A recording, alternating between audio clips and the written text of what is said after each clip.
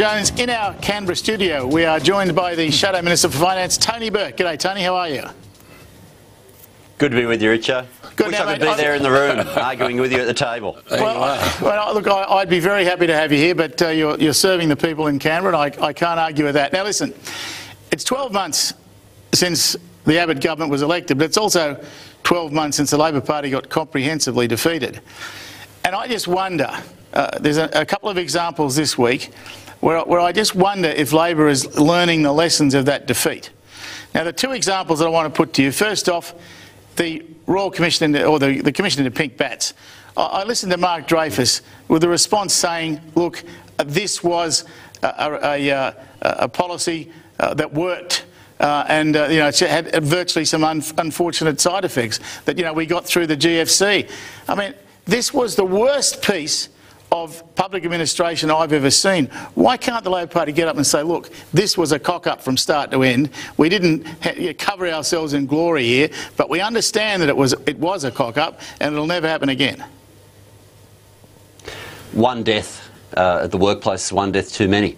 And on this occasion, we had well more than one. So what I think matters now, Graham, and matters absolutely, is that whatever lessons can be learnt are learnt. What matters for both sides of politics is how you handle those recommendations and make sure that whatever processes and procedures and emphasis on occupational health and safety that needs to happen in these sorts of situations happens. I think that matters more than any of the politics in any direction of it. Yeah, except, as I said, it's a matter of if you are going to learn from it, I think you've got to acknowledge the mistake. And then comes the mining tax. Now, you weren't personally responsible for designing the mining tax. If you were, I'd have a much less of an opinion of you than I do. It was a shocker. It raised very little money. Why the Labor Party voting to keep a tax that didn't work? Well, the principle that we hold to is that it's reasonable for the Australian people to take a share in profits that come at the time when you get commodity prices going through the roof. Now, from the time we introduced, and you and I have spoken about this before on air, that after it was introduced, you had the commodity prices taking the hit, and as you have added before, you also had the deductions that the companies were able to take. But the principle, the starting principle, was one that we supported. But let's not pretend that today's vote was only about the tax itself. Folded into it were the school kids bonus, folded into it was the low-income super contribution, and finally folded into it as of today, which wasn't the case 2 days ago, was Tony Abbott abandoning his promise that he'd only be stalling the increase in superannuation for 2 years. So what we were dealing with was a lot more than just the mining tax, and I think I've explained the principles behind that policy at the beginning. Tony, look, let's be fair. The first question Richo's asked is about the pink bats. It'd be nice in the light of the tabling of the report for the Labor Party to say to the Parliament and again to the public, we wholeheartedly apologise for the businesses that were sent broke when the whole thing was called off overnight, for the families who lost children in it, and for the total failure in public administration. It seems that the Labor Party wants to sidestep all of that. So put that aside, and now you're talking about the mining tax. The mining tax, Richo said, is one of the most disgraceful pieces of public policy. It raised 1/30th of the amount of money it promised to raise, but has written into expenditure the money that it would have got if it had raised all the money it said. Now, how is that responsible public policy? Well, Alan, some of the things that, like the school kids bonus is the biggest of those measures. The whole way through this argument, Joe Hockey and Matthias Cormann have been saying Labor had linked that to the establishment of the mining tax. There's not a single budget paper that justifies that. Not one. So what we've had today in some of those votes... You've raised 1/30th of $12 billion. You have irresponsibly written into the budget $12 billion of expenditure. Please tell the viewers here that that is responsible economic management. Yeah, what I'm telling you, Alan, is your $12 billion figure that you've just quoted wrong. I know Joe Hockey uses it and Matthias Cormann uses it. There's not a single budget paper. There's not a single budget paper to justify the figures that you just used. $10.5 It was always going to be a volatile tax. As of today, it has gone. What has happened today, the expenditure stays. That no one had seen coming. What we've seen today is contrary to what Tony Abbott said before the election. when he said he was only going to delay people's increase in superannuation for 2 years, it's now frozen for 6. To national savings, as of today, in one deal with Clive Palmer, all of a sudden we're going to discover $150 billion is written off national savings. Now, hang on, woo. Tony billion dollars. Now, woo. When Julia Gillard, when Julia Gillard announced this, she said, we are going to increase the superannuation from 9 to 12%. What does she mean, we? Tony, you know full well this money is paid by employers, not by the government. The employer has to put his hand in his kick and take it from 9 to 12. And the employers in this environment don't have that capacity. Well, two things there, Alan. One, you've just used a different argument to anything that Tony Abbott or Joe Hockey or Matthias Cormann have used today to justify it. So if that was part of their justification, thank you, that's a compliment. They appear unaware of that. They appear unaware of that. Well, the employer does pay. They are unaware of many things. No, but the other thing is, to say that the employer makes a contribution, that's true. To say that government makes no contribution is entirely fictitious. Entirely fictitious. Well, and you know, Alan, the difference between how superannuation is taxed versus how income is taxed. Right. You know that there is a significant cost to the bottom line on superannuation contribution. But for all the talk that we've had about the need for the budget to be and the pension to be sustainable long term, today the decision that was made went in the exact opposite direction. If you want to make the pension sustainable in the long term, you want people to contribute more to their superannuation. Today the decision was made that we'd have them contribute less to their superannuation. You know a hit yourself, to national savings and a long-term hit to the taxpayer. You know yourself that the bulk of the people on superannuation are still drawing the old age pension. In other words, the notion that this would set people up for retirement has proved to be mistaken, a mistaken notion. And there not are the many full pension, Alan. What you've just said, it's not true for the full pension, Alan. There are many workers. There are many workers out there. Hang on. There are many workers out there who'd rather have that money in their pocket now than deal with the illusion that they're going to live till they're 65 or 70 when they could be dead and get superannuation. Oh, come on, we're living till 85 now. But can I just ask two words of Tony, if I might, that he most probably doesn't want to hear, away from all of this? Yeah. One is Eddie and the other is Obeid. Now, Eddie Obeid controlled the branches in Western Sydney. No, he didn't. You got into... Hang on. No, he didn't. Well, that's just a not moment. true. No, I can't. That's not true. Wait. This man got into Parliament. I'm coming to a point in a moment. Am I on a current affairs show or a new drama that's fiction? Well, you might be uncomfortable, but I'm not apologising for that. He's got no reason to be just uncomfortable. Well, that's just untrue what you're saying. You won the seat. It's completely fictitious, You Alan. won pre-selection for the seat of Watson when Leo Maclay's son, Paul Maclay, was thought to get a seat and a deal was done.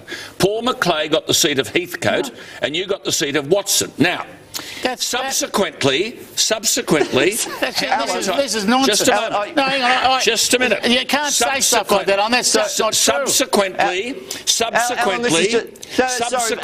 I've got to cut you off. Alan, this is just completely unbelievable. Subsequently, you took this has more reality than what you're going to be saying on the stage of the Opera House. Subsequently, you took ski holidays from Eddie Obeid.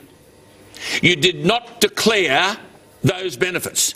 And indeed, in the Parliament, in February this year, you said, given the media interest which has emerged today, I declare, February 2014, I declare 2 separate stays at this accommodation in the period 2004 to 2006. You didn't declare those stays earlier. The rulings of the Federal Parliament disclosure rules state that, quote, any sponsored travel or hospitality received where the value of the sponsored travel or hospitality exceeds $300 must be declared. Why didn't you declare the quote, your words, why didn't you declare the 2 separate stays at the accommodation between 2004 and 2006? Why didn't you declare them then, as the parliamentary rules require you to declare them? OK, Alan, point 1. That was weird. Your facts and dates completely wrong. And whoever gave you the information, wrong. Point 2. The trips you've spoken about One occurred while I was a member of federal parliament. It didn't have to be declared under the rules. When people asked about it, I thought the easiest thing to do was to put it on the register, and I put it on the register some years ago. Not this year. Your comment that it's this year, just completely fictitious. You didn't declare the travel when you got it, and that is contrary. One of them, he wasn't even in the parliament. I mean, one he said he was. That's right. And didn't declare it when he had it. Why not? Why don't you ask every for the member? Simple reason. I'm going to interrupt you. Mate. Why don't you ask every member, including all the libs, who had to come out and talk about what they haven't declared? Because they're not on the program. No, not because they're not on the program. You wouldn't ask them anyway. No. And this idea that Eddie Obeid had something to do with his selection in Watson is complete nonsense. The idea there was a deal with Paul McLeay to get Heathcote is laughable. Paul McLeay been living down there. There's a whole heap of people that have been in the branches down there that have been talking to him for years. This is a ridiculous statement. You're doing an ordinary job. You have got to stand up and say you're wrong. You've got to admit it. That's nonsense. I'm not wrong. You have just spoken rubbish. He took a ski holiday from Eddie Obeid and did not declare it, and under parliamentary rules he's meant to. I want to know why he didn't declare it. No. Why didn't you declare it?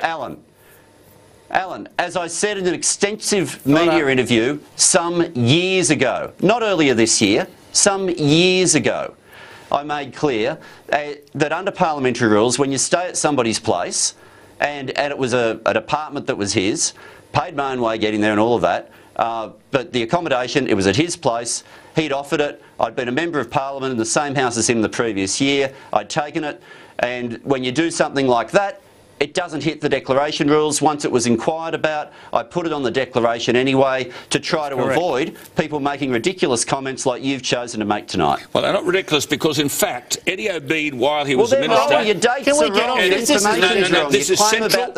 Eddie Obeid, while he was minister, Eddie Obeid, while he was Minister for Mineral Resources, oversaw the granting, and this matter's been before ICAC, and the renewal of mining and petroleum licences in New South Wales. This included Gloucester and the Liverpool Plains and the Hunter Valley, some of the most productive land in the country. Is it a coincidence that in February 2013 you signed conditional approval for AGL at Gloucester, Whitehaven's Maules Creek mine in the Hunter Valley, Ida Mitsu's neighbouring Boggabri coal mine, the very areas where Obeid had granted the licences, you granted conditional approval for all of those. Do you know what the consequence of that conditional approval is to agriculture and to water? Alan, if you want to go through who lobbied me on those applications up there, I'll tell you two facts. One, no contact nor knowledge of any investment from the person you're talking about. Two, the person who did lobby me on those and took advantage of the fact that he had my contact details and could contact me personally, and I don't begrudge it for 1 minute, was a bloke by the name of Alan Jones. God, he's kidding me. To grant that is laughable. That I spoke to you. Well, you did. You know. So, Alan, are you denying that you lobbied me on those applications? I spoke to you a million times about water. But you water. had a view on those applications. You took advantage of the fact that you could make direct contact with me, and you lobbied me on those applications. Absolute with your rubbish. Personal view. That is laughable. That is laughable. I have lobbied. Wrote to me, Alan. I have. Well, get the letter. I have lobbied against them. You lobbied against them. I grant that. But you lobbied me on those applications. Of course, I was against them. I was against them. Thank you for telling everyone that. Thank you for telling everyone I was against them, and I'm certainly against the dewatering of the aquifers. And you, in fact, subsequently as water minister. Look, well, these are significant because at the moment, Graham, this is significant. He was the water minister. Now, at the moment, we've got a crisis in Iraq, and everyone is concerned about whether or not Islamic State or the government of Iraq are going to take charge of the Mosul Dam. And basically it's being said, if they get charge of the Mosul Dam, that is central to the national sovereignty. Whoever gets that gets the power in Iraq. Water is that important to national security. Yeah, we all agree with that, Alan. Well, hang on. We all agree with that. But we haven't... Hang on. This man We've now granted... spent 10 minutes on this, and it's a joke. We had so many things we could have asked him. So many. You think it's a joke? I think spending 10 minutes on this, like suggesting that Eddie Obeid go and select the seat of Watson is such nonsense. And then to try and add to that the fact that Obeid makes a decision as a minister in the state, and some years later it gets up to him federally. What about all the advice he will have received in the meantime? Do you think that will count I mean, you're not even asking him about what advice he got. You just make a slur and an allegation that in some way it was connected to Obeid. Nonsense. What we are saying is what is happening in the Hunter Valley as a result of mining licences being granted and water licences being granted is we are dewatering the aquifers, destroying prime agricultural land and threatening the future viability of the food industry. You've got Tony Abbott and Ian McFarlane backing them up. Well, if you want to ask me a question about Ian McFarlane, I'm happy to handle it. So don't pick on Burke. Anyway, we have to go. Oh. I have to leave it here. I'm sorry, Tony. Don't apologise. I'm delighted. I am sorry. Well, I'm not. I've got to be able to finish this after an allegation like that's made. Yes, of course. Because I was the water minister who introduced the water trigger. Who, when I got the job, we weren't able to take into account all the impacts in water. I changed the law. The Liberals voted against me on doing that. I changed the law to make sure it was going to be taken into account and that those issues could be fully considered. And right at this moment, there's legislation before the Parliament that is trying to take that power away and give it back to the states. And are you going to vote against that legislation? Is the party going to vote against the legislation? You ought to tell your mates in the Liberal Party. I've had plenty of that. Now, hang on, this is important because on the 21st of June last year, that legislation was passed, you're right, by the Gillard government about the water trigger. That is, water authorities ought to be controlled. Quite. With the opposite sort of intentions that you've tried to put in a slur on me tonight. Well, all I'm saying is the water should be handled by the national government. And I put it down in black and white in the law of Australia. OK, well, here you've got a chance now to tell the audience out there, is the water trigger going to be voted down in the Senate? I'm not in charge of I can't control the crossbench. I can tell you every Labor member will be voting against what the Liberals are trying to do. We all will be, but it's your friends in the Liberal Party that are putting it up in the first place. Okay, Tony, I think we're opposed to what they're trying to do. You've answered it, and I think you're absolutely right, and we have to leave it there. We'll be back shortly. Thank you, Tony Burke. Thank you, Tony Burke.